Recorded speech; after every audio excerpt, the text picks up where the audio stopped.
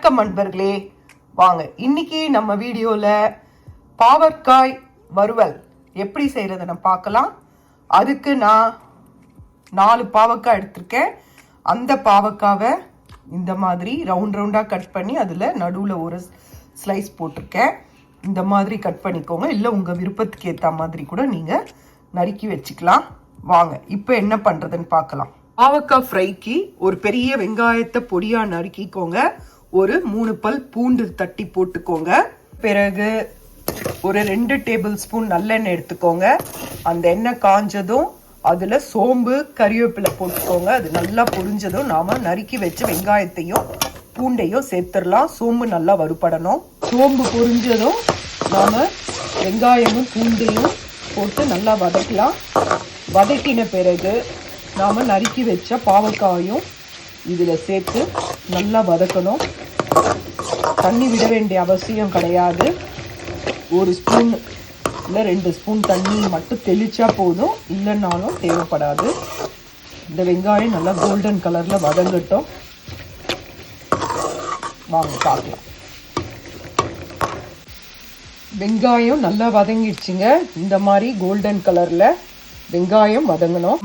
நறுக்கி வச்ச பாவக்காவை இதுல சேர்த்துடலாம். சேர்த்துட்டு இதை நல்லா வதக்கி விடுங்க.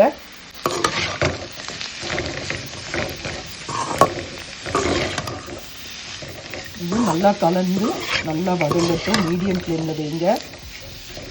தேவைப்பட்டா எண்ணெய் விடுங்க, நல்லா கிறிஸ்பியாக இருக்கும். நல்லா வதங்கட்டும். வதங்கின உடனே உங்களுக்கு நான் காட்டுறேன். அடிக்கடி கலரி விடுங்க, இல்லைன்னா அடி பிடிச்சிடும். கொஞ்சம் எண்ணெய் விட்டீங்கன்னா கொஞ்சம் அடி பிடிக்கிறது குறையும்.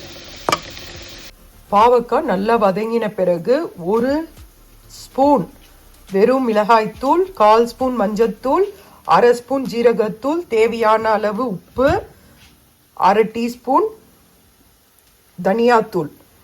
இது நல்லா வதங்கின பிறகு போட வேண்டிய காரப்பொருட்கள்.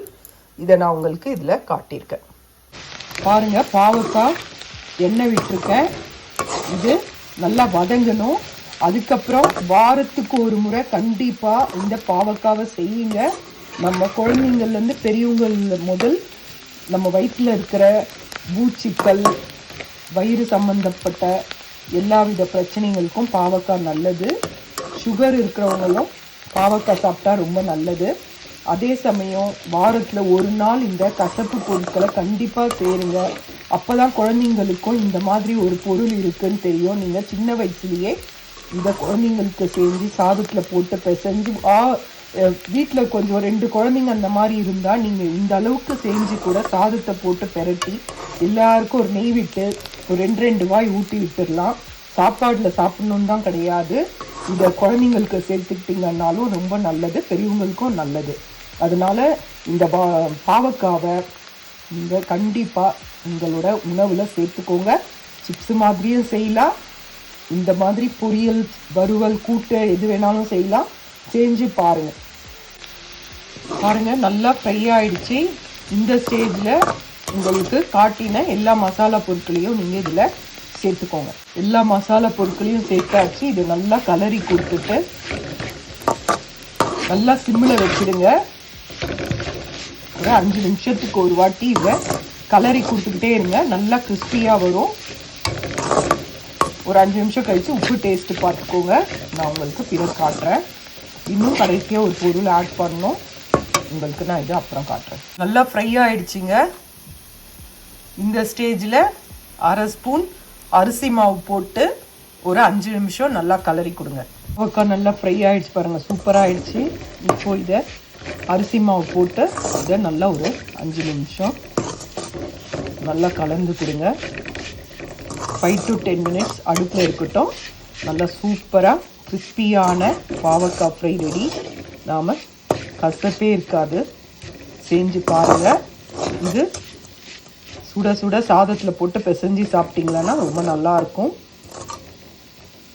ஒரு 5 மினிட்ஸ் கழித்து காட்டுறேன். அவ்வளோதான், ரெடி ஆயிடுச்சு. பட் ஓகே, அவ்வளோதான்.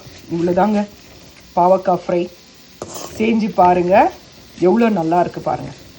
இதை அப்படியே நாம் சாதத்தை போட்டு பெரட்டியும் சாப்பிட்லாம்.